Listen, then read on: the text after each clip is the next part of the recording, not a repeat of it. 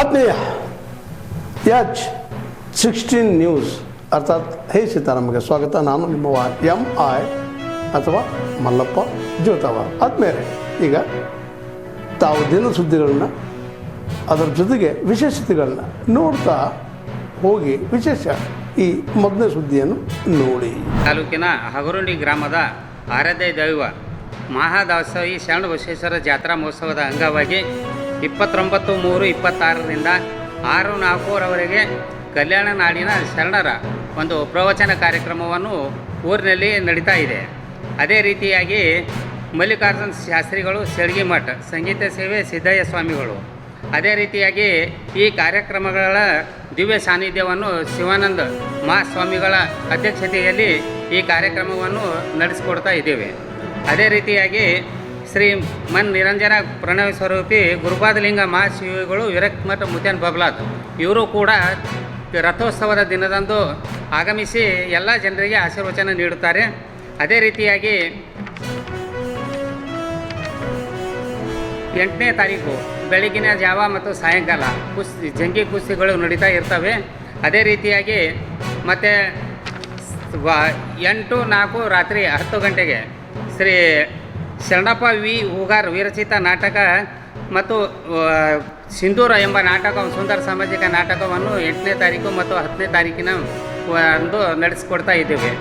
ಮಹಾದಾಸೋಹಿ ಶರಣ ಬಸವೇಶ್ವರ ಒಂದು ರಥೋತ್ಸವಕ್ಕೆ ಸಕಲ ಸದ್ಭಕ್ತರು ಹಾಗೂ ಸುತ್ತಮುತ್ತಲಿನ ಗ್ರಾಮಸ್ಥರು ಆಗಮಿಸಿ ಎಲ್ಲ ಒಂದು ರೀತಿಯಿಂದ ವಿಜೃಂಭಣೆಯಿಂದ ಇವತ್ತು ಡೊಳ್ಳು ಕುಣಿತ ಇರ್ಬೋದು, ಮತ್ತು ಭಜನಾ ಮಂಡಳಿ ಇರ್ತದೆ. ಅದೇ ರೀತಿಯಾಗಿ ಬೇರೆ ಬೇರೆ ಕಲಾವಿದರಿಂದ ಕಲಾ ತಂಡಗಳು ಭಾಗವಹಿಸಿದ್ದು ವಿಜೃಂಭಣೆಯಿಂದ ಜಾತ್ರಾ ಮಹೋತ್ಸವವನ್ನು ಇಲ್ಲಿವರೆಗೂ ಆಚರಿಸಿಕೊಂಡು ಬಂದಿರುತ್ತೇವೆ. ಎಲ್ಲ ರಥೋತ್ಸವಕ್ಕೆ ಆಗಮಿಸಿ ತಾವುಗಳು ಒಂದು ಮೆರಗನ್ನು ಕೊಡ್ತೀರಾ ಅಂತ ಹೇಳಿ ಪತ್ರಿಕಾಗೋಷ್ಠಿಯ ಮುಖಾಂತರ ತಿಳಿಯಪಡಿಸುತ್ತೇನೆ. ಶರಣಬಸವೇಶ್ವರ ದೇವಸ್ಥಾನ ಸಮಿತಿ ಅಧ್ಯಕ್ಷರಾದ ಸೋಮಶೇಖರ್ ಸಜ್ಜನ್ ಅವರ ನೇತೃತ್ವದಲ್ಲಿ ಈ ಎಲ್ಲ ಜಾತ್ರೆಯನ್ನು ನಡೆಸಿಕೊಂಡು ಬಂದಿರುತ್ತೇವೆ. ಸಫಾರಿ ಪ್ರಾರಂಭವಾಗಿನಿಂದ ಕಾಡು ಪ್ರಾಣಿಗಳ ಹಾವಳಿ ನಿಂತಿತ್ತು. ರೈತರಿಗೆ ಆತಂಕ ಶುರುವಾಗಿದೆ. ಬೆಂಗಳೂರಲ್ಲಿ ಕೆಲಸ ಮಾಡಲು ಭಯಪಡ್ತಾ ಇದ್ದಾರೆ. ಎರಡನೇದು, ನಮ್ಮ ಗುಂಡ್ಲುಪೇಟೆಯಿಂದ ಹೊರ ರಾಜ್ಯಕ್ಕೆ ನಮ್ಮಲ್ಲಿನ ಖನಿಜ ಸಂಪತ್ತು ವೃದ್ಧಿ ಮಾಡ್ತಾ ಇದ್ದು ಇದನ್ನು ನಿಲ್ಲಿಸಬೇಕು. ಅಕ್ರಮ ಹೋಗ್ತಕ್ಕಿರ್ತಕ್ಕಂಥ ನಿಮಗೆ ತಾಲೂಕಿನಲ್ಲಿ ಟಿಪ್ಪರ್ಗಳು ಹೆಚ್ಚಿದ್ದು ಜನಸಾಮಾನ್ಯರು ರಸ್ತೆಯಲ್ಲಿ ಹೋಗಲು ತುಂಬ ಭಯ ಆಗ್ತಾ ಇದೆ. ಮತ್ತು ಈ ವಿಷಯವಾಗಿ ಗುಂಡ್ಲುಪೇಟೆ ಶಾಸಕರು ಹೋರಾಟ ಸ್ಥಳಕ್ಕೆ ಬರಬೇಕು. ಇದನ್ನು ಸರ್ಕಾರದ ಗಮನಕ್ಕೆ ತಂದು ಸಂಪೂರ್ಣ ವಿಶ್ವಾಸವನ್ನು ಮಾಡಬೇಕು. ತಾಲೂಕು ಮಟ್ಟದಲ್ಲಿ ಭ್ರಷ್ಟಾಚಾರ ನಾವೇ ಮಾಡಬೇಕು. ಈ ಸಾಮಾನ್ಯರಿಗೆ ಕೆಲಸ ಕಾರ್ಯಗಳು ಆಗ್ತಾ ಇಲ್ಲ, ಬೇಡಿಕೆ ಇಡುತ್ತಿದ್ದಾರೆ. ಇದು ಸಂಪೂರ್ಣ ನಿಲ್ಲಬೇಕು.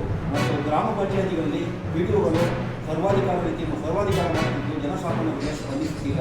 4ನೇದು, ಗುಂಡ್ಲುಪೇಟೆ ಪೊಲೀಸ್ ರಾಜಕಾರಣಿಗಳ ಕೈಗೊಂಡಾಗಿದ್ದಾರೆ. ಜನಸಾಮಾನ್ಯರಿಗೆ ರೈತರಿಗೆ ಸ್ಪಂದಿಸದೆ ಕೇವಲ ಅಧಿಕಾರಿಗಳು ರಾಜಕಾರಣಿಗಳು ಇವರು 7 ರೀತಿ ಕೆಲಸ ನಿರ್ವಹಿಸ್ತಾ ಇದ್ದಾರೆ. ಕಳೆದ 3 ತಿಂಗಳಿಂದ ರೈತರ ಜಮೀನಿನಲ್ಲಿ ಸಾಕಷ್ಟು ಕಳ್ಳತನವಾಗಿದ್ದು 3 ತಾಲೂಕಿನ ಬರಗಿ, ಭೀಮನಗೂರು, ಬಲಿತಾಪುರ ಸುಮಾರು ದೇವಸ್ಥಾನದ ಲಕ್ಷಾಂತರ ರೂಪಾಯಿ ಮೌಲ್ಯದ ಚಿನ್ನಾಭರಣಗಳು ಕಳ್ಳತನವಾಗಿದ್ದವು. ಇಲ್ಲಿಯವರೆಗೆ ಯಾವುದೇ ರೀತಿಯ ಸೂಕ್ತ ಕ್ರಮ ಕೈಗೊಂಡಿಲ್ಲ. ಹಾಗೂ ರೈತ ಹೋರಾಟಗಾರರು ಹೋರಾಟದ ತಾಲೂಕಿನಲ್ಲಿ ಆಗುತ್ತಿರುವ ಸಮಸ್ಯೆ ಕುರಿತು ಪೊಲೀಸ್ ಇಲಾಖೆ ಮಧ್ಯಪ್ರವೇಶಿಸಿ ಹೋರಾಟವನ್ನು ಹತ್ತಿಕ್ಕಲು ಮಾಡ್ತಿದ್ದಾರೆ. ಇದರಲ್ಲಿ ಗುಂಡ್ಲುಪೇಟೆ ಪೊಲೀಸ್ ಇನ್ಸ್ಪೆಕ್ಟರ್ ಅವರು ಹಾಗೂ DYSP ಅವರು ಕೂಡ ಹೋರಾಟಗಾರರು ಹತ್ತಿಕ್ಕುವ ಕೆಲಸವನ್ನು ಮಾಡ್ತಾ ಇದ್ದಾರೆ. ಇದು ಪೊಲೀಸ್ ದೌರ್ಜನ್ಯದ ಭಾಗವಾಗಿದೆ. ಹಾಗಾಗಿ ಇದರ ಬಗ್ಗೆ ಮಾನ್ಯ SP ರವರು ತನಿಖೆ ನಡೆಸಿ ಜನಸಾಮಾನ್ಯರಿಗೆ ಪೊಲೀಸ್ ಎಂದರೆ ಭರವಸೆ ಎಂಬ ಮಾರ್ಗವನ್ನು ಸರಿಪಡಿಸಬೇಕಿದೆ. ಗುಂಡ್ಲುಪೇಟೆ ತಾಲೂಕಿನಲ್ಲಿ ಸಿಲಿಂಡರ್ ಅಭಾವವಾಗಿದ್ದು ಗುಂಡ್ಲುಪೇಟೆ ವಿಜಯ ಗ್ಯಾಸ್ ಏಜೆನ್ಸಿ ಹಾಗೂ ಅಂಗಳದ ಇಂಡಿಯನ್ ಗ್ಯಾಸ್ ಸಾರ್ವಜನಿಕರು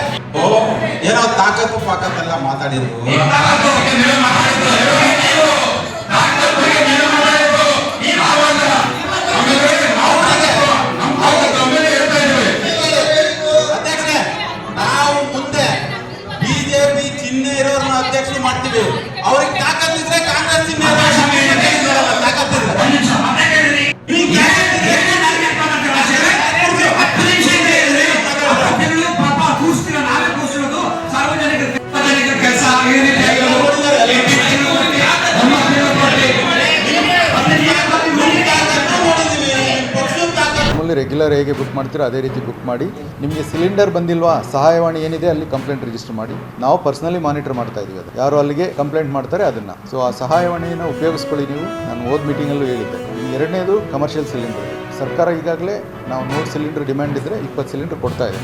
ಸೊ 10ಕ್ಕೆ 2 ಅನ್ನೋ ಲೆಕ್ಕದಲ್ಲಿ 100ಕ್ಕೆ 20, 10ಕ್ಕೆ 2 ಪೂರೈಕೆ ಆಗ್ತಾಯಿದೆ. ಎಷ್ಟು ಪೂರೈಕೆ ಆಗುತ್ತೋ ಅಷ್ಟು ಕಮರ್ಷಿಯಲ್ ಸಿಲಿಂಡರ್ನ ಕೊಡ್ತೀವಿ. ಸರ್ಕಾರ 1900 ರೇಟ್ ಫಿಕ್ಸ್ ಮಾಡಿದೆ, ತಮಗೆ ಗೊತ್ತಿದೆ. ಅದು 19 kg 19.2 kg ಇದೆ. ಬಟ್ ಖಾಸಗಿಲಿ ಅದೇ ಸಿಲಿಂಡ್ರು 3200 ರೂಪಾಯಿ ಏನೋ ಸಮಥಿಂಗ್ ಜಾಸ್ತಿ ಇದೆ. ಅದನ್ನು ನಾವು ಫಿಕ್ಸ್ ಮಾಡಿದ್ವಿ. ಅದನ್ನು ತಾವು ಜಾಸ್ತಿ ಅಂತ ಪರಿಗಣಿಸಬಾರ್ದು. ಮಾರುಕಟ್ಟೆ ರೇಟ್ ಏನಿರುತ್ತೋ ಅದು ಕೊಟ್ಟು ತೊಗೋಬೇಕಾಗುತ್ತೆ ಖಾಸಗಿ. ಸರ್ಕಾರದ್ದೇನಾದರೂ 1900 ರೂಪಾಯಿಗಿಂತ ಜಾಸ್ತಿ ಮಾಡಿದ್ರೆ ಖಂಡಿತ ಅವ್ರ ಮೇಲೆ ಕೇಸ್ ಬೈ ಕೇಸ್ ನಿರ್ದಾಕ್ಷಿಣ್ಯವಾಗಿ ಅವ್ರ ಮೇಲೆ ಕ್ರಮ ತಗೊಳ್ತೀವಿ.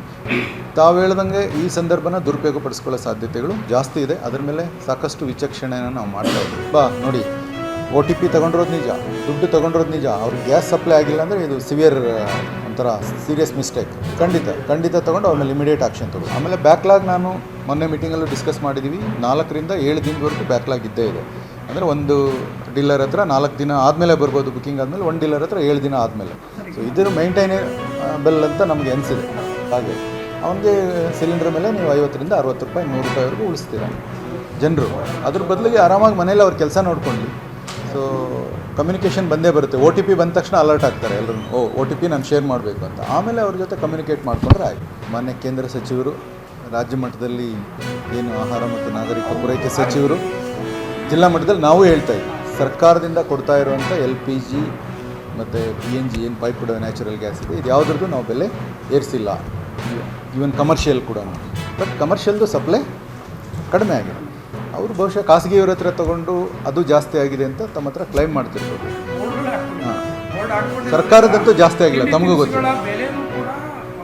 ತಾವೆಲ್ಲ ಇಲ್ಲಿವರೆಗೆ ಸುದ್ದಿಗಳನ್ನು ನೋಡಿದಿರಿ, ಜೊತೆಗೆ ವಿಶೇಷ ಘಟನೆಗಳನ್ನು ಸಹ ನೋಡಿದಿರಿ. ಅದು ನಿಮ್ಗೇನು ಅನ್ನಿಸ್ತು? ನಿಮಗೆ ಲೈಕ್ ಮಾಡಿರಿ, ಶೇರ್ ಮಾಡಿರಿ, ಕಾಮೆಂಟ್ ಮಾಡಿರಿ, ಜೊತೆಗೆ ಸಬ್ಸ್ಕ್ರೈಬ್ ನಿಲ್ಲಿಸ್ಬೇಡ್ರಿ. H16 ನ್ಯೂಸ್ ಅರ್ಥಾತ್ ಈ ಸಿದ್ದರಾಮಯ್ಯ ಸತ್ಯದ ಕೈಗೊಂಡು ವಂದನೆಗಳು.